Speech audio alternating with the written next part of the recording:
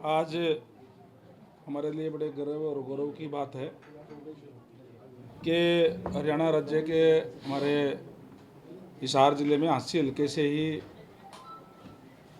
हमारे सिपाही निशांत जी थे, जो 11/8/2022 को राजौरी पूंछ में उग्रवादियों से मुठभेड़ के अंदर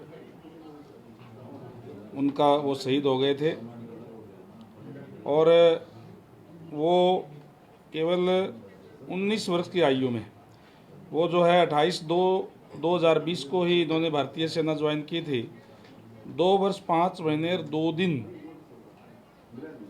की ही इनकी सर्विस हुई थी और वो अपने सीमाओं की रक्षा करते हुए भारत माँ की शहीद हुए।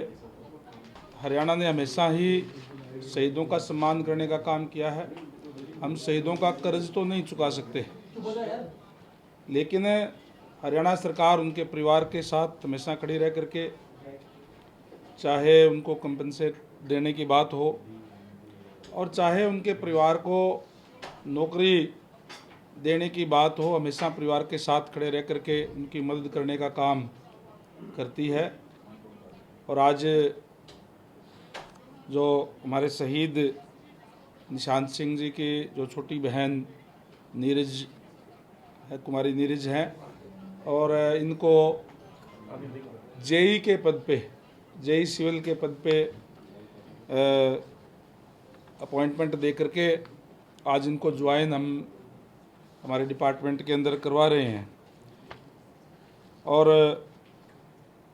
उनके पिताजी भी जो जयवीर जी हैं, ये भी सेना में रहे और इन्होंने 18 साल तक सेवा दे करके 2002 में ये वहाँ से रिटायर हुए, सेवानिवृत्ति ली।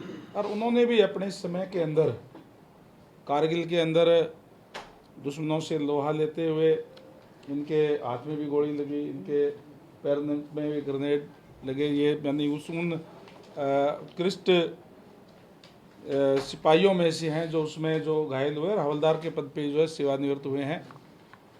तो हम इनका सम्मान करते हैं, इनको नमन करते हैं।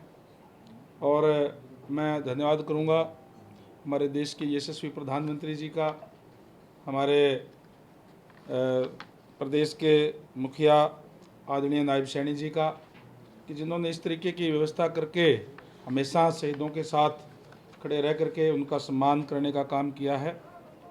और चाहे मुआवजे के तौर पे, क्योंकि पहले जैसे 50 लाख रुपए थे तो ऑलरेडी दिए जा चुके हैं, अब तो सरकार की तरफ से 1 करोड़ रुपए की घोषणा कर दी गई है। तो इस तरीके की आज करके आज हम इस बेटी को यहाँ ज्वाइन कराने का काम जो है वो कर रहे हैं। हमारे हिसार से ये हांसी हल्के से, भैणा जी के हल्के से ही हैं। और मैं बेटी को बधाई भी देता हूँ। और इनको आज जो ज्वाइनिंग लेटर जो है जेई के पद पे